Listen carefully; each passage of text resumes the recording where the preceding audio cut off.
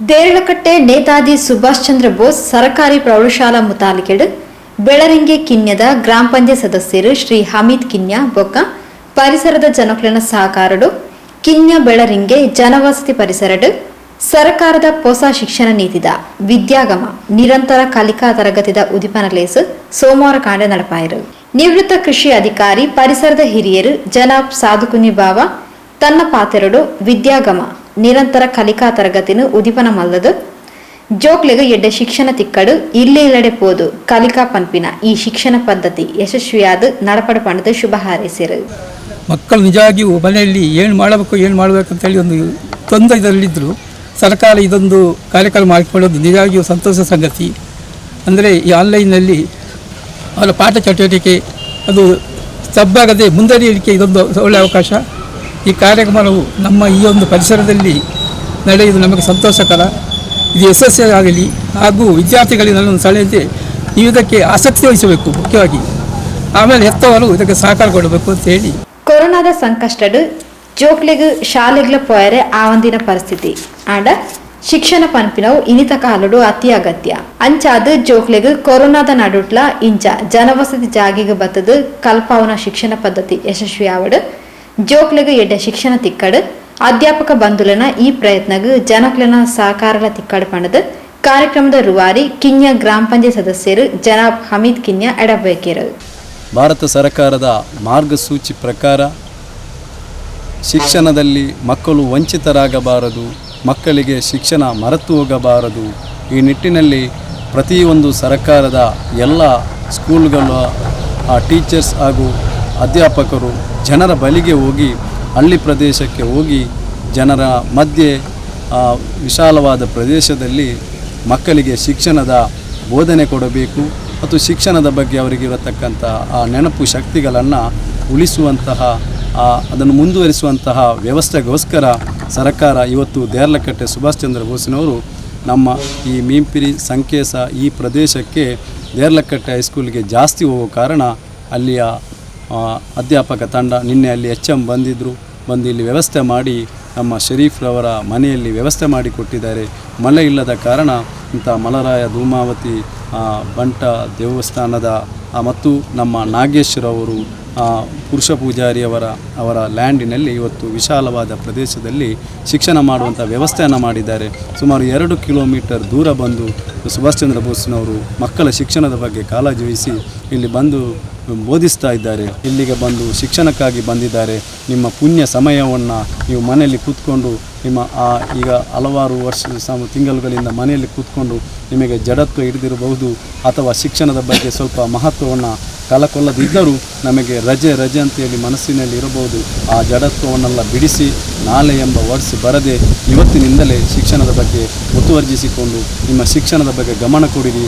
ಮುಂದಿನ ದಿನಗಳಲ್ಲಿ ಭಾರತದಲ್ಲಿ ಯುವಕರಿಗೆ ಬಹಳಷ್ಟು ಯುವ ಸಮೂಹ ಇರುವ ದೇಶವಾದ ಕಾರಣ ಶಿಕ್ಷಣ ಇಲ್ಲದೆ ನಾವು ಏನೂ ಸಾಧಿಸಬಹುದಂತ ಭಾವಿಸಿದರೆ ಅದು ನಮ್ಮ ಮೂರ್ಖತನದ ಪರಮಾವಧಿಯಾಗಿರುತ್ತದೆ. ನಮ್ಮ ಯಶಸ್ಸು ನಮ್ಮ ಎಲ್ಲವೂ ಶಿಕ್ಷಣದಿಂದಲೇ ಸಾಧ್ಯ. ಶಿಕ್ಷಣ ಎಂಬ ವ್ಯವಸ್ಥೆ ಒಂದು ನಾವು ನಾಳೆ ವಿದೇಶಕ್ಕೆ ಹೋಗುವುದಾದರೆ ನಮ್ಮಲ್ಲಿ ವೀಸಾ ರೆಡಿ ಇದ್ದಾಗ ನಮ್ಮ ಪಾಸ್ಪೋರ್ಟ್ ಕಳ್ಕೊಂಡರೆ ನಾವು ಆ ಪಾಸ್ಪೋರ್ಟನ್ನು ಹುಡುಕುವಂತಹ ಯಾವ ಪರಿಸ್ಥಿತಿ ನಮ್ಮಲ್ಲಿ ತವಕ ಇರುತ್ತದೆ. ಆ ಪಾಸ್ಪೋರ್ಟ್ ಕಳೆದು ಹೋಗಿದೆ, ಅದನ್ನು ನಾನು ನಾಳೆ ಗಲ್ಫಿಗೆ ಹೋಗಬೇಕು, ನನಗೆ ಹುಡುಕಬೇಕೆಂಬ ಎಷ್ಟು ಮನಸ್ಸಿನಲ್ಲಿ ತವಕ ಇರ್ತದ.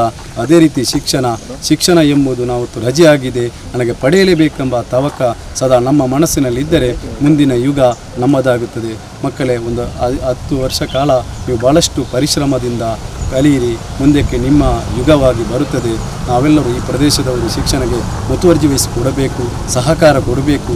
ಇಲ್ಲಿಯ ಸಂಘಟನೆಯವರನ್ನು ನಾವು ಕರೆಸಿದ್ದಕ್ಕೆ ನಮ್ಮ ಬಳಿ ಬಂದಾಗ ಅಷ್ಟು ದೂರದಿಂದ ಬಂದು 2 ಕಿಲೋಮೀಟರ್ ದೂರ ಬಂದು ಇಲ್ಲಿ ನಮ್ಮ ಅಧ್ಯಾಪಕರು ನಮಗೋಸ್ಕರ ಶಿಕ್ಷಣವನ್ನು ಮಾಡುತ್ತಿರುವಾಗ ಮಕ್ಕಳಿಗೆ ಸಹಕಾರ ಕೊಡುವುದು ಈ ಪ್ರದೇಶದ ಕಿನ್ಯ ಆಸುಪಾಸಿನ ಪ್ರದೇಶದ ಜವಾಬ್ದಾರಿ ಎಂದ ನೆಲೆಯಲ್ಲಿ ನಾವು ವ್ಯವಸ್ಥೆಯನ್ನು ಮಾಡಿದ್ದಾರೆ. ಇಲ್ಲಿಗೆ ಬಂದಂಥ ನೇತಾಜಿ ಸುಭಾಷ್ ಚಂದ್ರ ಬೋಸಿನ ಎಲ್ಲ HM ಸಮೇತ ಅಧ್ಯಾಪಕ ವೃಂದಕ್ಕೆ ಅಭಿನಂದನೆಗಳನ್ನು ಸಲ್ಲಿಸುತ್ತಾ ಮತ್ತು ಈ ವ್ಯವಸ್ಥೆ ಮಾಡಿಕೊಟ್ಟಂತಹ ಈ ಲ್ಯಾಂಡ್ ಕೊಟ್ಟಂಥ ನಮ್ಮ ನಾಗೇಶ್ ಬ್ರದರ್ಸ್ರವರಿಗೂ ಮಲರಾಯ ಧೂಮಾವತಿ ದೇವಸ್ಥಾನದ ಪರವಾಗಿಯೂ ಈರಿನ ಎಲ್ಲ ಸಂಘಟಕರಿಗೂ ನಾನು ಅಭಿನಂದನೆಗಳನ್ನು ಸಲ್ಲಿಸುತ್ತಾ ಕಿನ್ಯ ಗ್ರಾಮ ಪಂಚಾಯತ್ ಸದಸ್ಯರು ಜನಾಬ್ ಫಾರೂಕ್ ಕಿನ್ಯ ಜೋಕ್ಲೆಗ್ ಎಡ್ಡೆ ಶಿಕ್ಷಣ ತಿಕ್ಕೊಡು ಸರ್ಕಾರದ ಹೊಸ ಶಿಕ್ಷಣ ಪದ್ಧತಿಡು ಕೊರೋನಾದ ನಿಯಂತ್ರಣದ ಒಟ್ಟಿಗೆ ಶಿಕ್ಷಕನ ಪ್ರಯತ್ನಲ ಯಶಸ್ವಿ ಆವಡ್ ಪಣದ ಹಾರೈಸಿರು. ನಿಮಗೆಲ್ಲರಿಗೂ ಪ್ರಪ್ರಥಮವಾಗಿ ನಾನು ಶುಭವನ್ನು ಹಾರೈಸ್ತಾ ಇದ್ದೇನೆ. ಯಾಕಂದರೆ ನಮ್ಮ ಕೋವಿಡ್-19 ಈ ಮಹಾಮಾರಿಯೊಂದು ಬಂದ ಮೇಲೆ ನಮ್ಮ ಮಕ್ಕಳಿಗೆ ಶಾಲೆ ಪ್ರಾರಂಭವಾಗಲಿಕ್ಕೆ ಸ್ವಲ್ಪ ವಿಳಂಬವಾಯಿತು. ಆದ ಕಾರಣ ಯಾರೂ ಅದರ ಬಗ್ಗೆ ಹೆದರಿಕೆ ಮಾಡದೆ ಜಾಗೃತ ವಹಿಸಿ ಸರ್ಕಾರ ಯಾವ ಆದೇಶ ನೀಡಿದೆ ಆ ಆದೇಶ ಪ್ರಕಾರ ನಾವು ನಮ್ಮ ಶಿಕ್ಷಣವನ್ನು ಮುಂದುವರಿಸಲಿಕ್ಕೆ ಸರ್ಕಾರ ಅನುಮತಿ ನೀಡಿದೆ. ಆ ನಿಟ್ಟಿನಲ್ಲಿ ಎಲ್ಲ ಪೋಷಕರು ಹಾಗೂ ಈ ಗ್ರಾಮದ ಪ್ರತಿ ಗ್ರಾಮದ ಎಲ್ಲ ಸಂಘ ಸಂಸ್ಥೆಗಳು ಒಗ್ಗಟ್ಟಿನಿಂದ ಸೇರಿ ಶಿಕ್ಷಣಕ್ಕೆ ಒತ್ತು ನೀಡಿದರೆ ಖಂಡಿತ ಈ ಒಂದು ಕಾರ್ಯಕ್ರಮ ಯಶಸ್ವಿಯಾಗುತ್ತದೆ. ಖಂಡಿತ ಈಗಲೇ ಆಲ್ರೆಡಿ ನಮ್ಮ ಚಂದನ ವಾಹಿನಿಯಲ್ಲಿ ಈಗ ಮಕ್ಕಳು ವೀಕ್ಷಿಸ್ತಾ ಇದ್ದಾರೆ.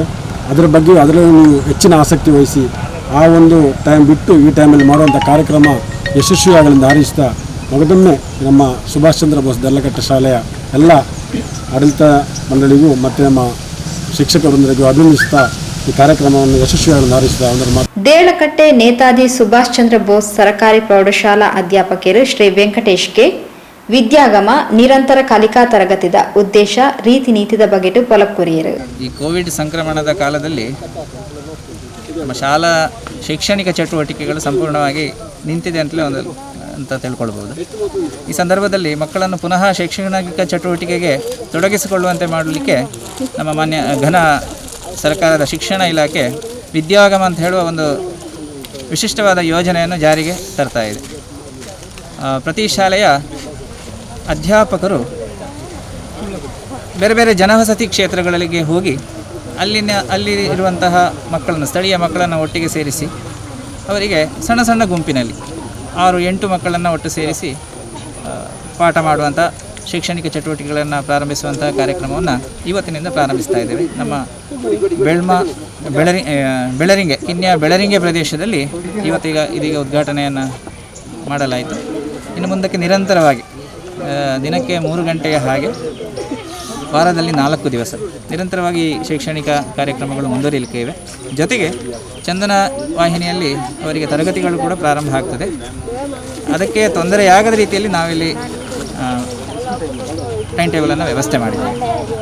ಮುಖ್ಯ ಉದ್ದೇಶ ಏನಂತ ಹೇಳಿದರೆ ಶೈಕ್ಷಣಿಕ ಚಟುವಟಿಕೆಯಿಂದ ಬಹುಶಃ ಸಂಪೂರ್ಣವಾಗಿ ದೂರ ಉಳಿದಿರುವಂತಹ ಈ ಮಕ್ಕಳನ್ನು ಪುನಃ ಅದರಲ್ಲಿ ತೊಡಗಿಸಿಕೊಳ್ಳುವಂಥದ್ದು, ಸಕ್ರಿಯವಾಗಿ ಅವರನ್ನು ಚಟುವಟಿಕೆಗಳಲ್ಲಿ ತೊಡಗಿಸಿಕೊಳ್ಳುವಂಥ ಪ್ರಯತ್ನವನ್ನು ಮಾಡಲಿಕ್ಕೆ ನಾವು ಹೊರಟಿದ್ದೇವೆ. ಒಳ್ಳೆಯ ಸಕಾರಾತ್ಮಕ ಸ್ಪಂದನೆ ಕೂಡ ಇದೆ. ಪೋಷಕರು ಕೂಡ ಹೆಚ್ಚಿನ ಸಂಖ್ಯೆಯಲ್ಲಿ ನಮ್ಮ ಮಕ್ಕಳನ್ನು ಪುನಃ ತೊಡಗಿಸಿಕೊಳ್ಬೇಕು ಅಂತ ಹೇಳುವ ನಿಟ್ಟಿನಲ್ಲಿ ನಮಗೆ ಕರೆಗಳನ್ನು ಮಾಡಿ ಸತತ ಸಂಪರ್ಕವನ್ನು ಇಟ್ಟುಕೊಂಡಿದ್ದಾರೆ. ಅಧ್ಯಾಪಕರು ಕೂಡ ನಿರಂತರವಾಗಿ ಇಷ್ಟು ದಿನ ಅಧ್ಯಾಪಕರು ಮನೆಯಲ್ಲಿದ್ದಾರೆ ಅಂತ ತಿಳ್ಕೊಳ್ಬೋದು. ಹಾಗೇನಿಲ್ಲ, ನಾವು ನಿರಂತರವಾಗಿ ಮಕ್ಕಳ ಜೊತೆ ಸಂಪರ್ಕ ಇಟ್ಟುಕೊಂಡಿದ್ದೇವೆ. ಅದು ವಾಟ್ಸಪ್ ಆಗಲಿ ಅಥವಾ ಬೇರೆ ಬೇರೆ ಮಾಧ್ಯಮಗಳ ಮೂಲಕ. ಮುಖ್ಯವಾಗಿ 3 ಗುಂಪುಗಳನ್ನು ನಾವು ಮಾಡಿದ್ದೇವೆ. ಅದಕ್ಕೆ 3 ಕಲಿಕಾ ಕೋಣೆಗಳು ಅಂತ ಹೇಳಿದ್ದೇವೆ. ಒಂದು ಇಂಟರ್ನೆಟ್ ಕನೆಕ್ಷನ್ ಇರುವ ಸ್ಮಾರ್ಟ್ ಫೋನ್ ಹೊಂದಿರುವಂತಹ ವಿದ್ಯಾರ್ಥಿಗಳ ಒಂದು ಗುಂಪು, ಅದಕ್ಕೆ ಸ್ಮಾರ್ಟ್ ಕೋಣೆ ಅಂತ ಹೇಳ್ತೇವೆ. ಇನ್ನೊಂದು ಅವರಲ್ಲಿ ಸ್ಮಾರ್ಟ್ ಫೋನ್ ಇದೆ, ಇಂಟರ್ನೆಟ್ ಕನೆಕ್ಷನ್ ಕೂಡ ಇದೆ, ಆದರೆ ಅವರಿಗೆ ನಮಗೆ ಬೇಕಾದಾಗ ಅದು ಸಿಗುವುದಿಲ್ಲ. ಅಂದರೆ ಹೆತ್ತವರು ಉದ್ಯೋಗಕ್ಕೆ ಹೋಗುವುದು, ಹೆತ್ತವರಲ್ಲಿ ಇದೆ ಆ ಫೋನು, ಅವರು ಬೆಳಿಗ್ಗೆ ಹೋದರೆ ಸಂಜೆ ಬರ್ತಾರೆ. ಸೊ ಅವರಿಗೆ ಮಕ್ಕಳಿಗೆ ಬೇಕಾದಾಗ ಸಿಗದೇ ಇರುವಂಥದ್ದು ಇಂಥದ್ದೊಂದು ಗುಂಪನ್ನು ಮಾಡಿದ್ದೀವಿ. ಮತ್ತು ಯಾವುದೇ ರೀತಿಯ ಸ್ಮಾರ್ಟ್ ಫೋನ್ ಇಲ್ಲ, ಕೇವಲ ಸಾಧಾರಣ ಫೋನುಗಳ ಮೂಲಕ ಮಾತ್ರ ಸಂಪರ್ಕ ಸಾಧ್ಯ ಇರುವಂಥ ವಿದ್ಯಾರ್ಥಿಗಳು ಕೂಡ ನಮ್ಮ ಶಾಲೆಯಲ್ಲಿದ್ದಾರೆ. ಸೊ ಈ 3 ಗುಂಪುಗಳನ್ನು ಮಾಡಿಕೊಂಡು ನಾವು ಅವರಿಗೆ ಯಾವ ರೀತಿ ಶೈಕ್ಷಣಿಕ ಚಟುವಟಿಕೆಯಲ್ಲಿ ತೊಡಗಿಸಿಕೊಳ್ಳಬಹುದು, ಇದಕ್ಕೆ ಬಹಳ ಒಳ್ಳೆಯದಾದ ಒಂದು ಯೋಜನೆಯನ್ನು ನಾವು ನಿರೂಪಿಸಿದ್ದೇವೆ.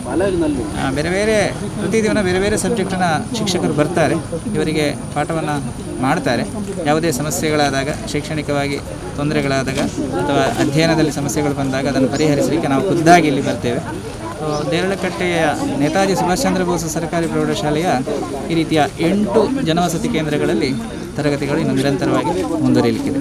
ಇದರ ಸದುಪಯೋಗವನ್ನು ಎಲ್ಲ ವಿದ್ಯಾರ್ಥಿಗಳು ಪಡೆಯುತ್ತಾರೆ.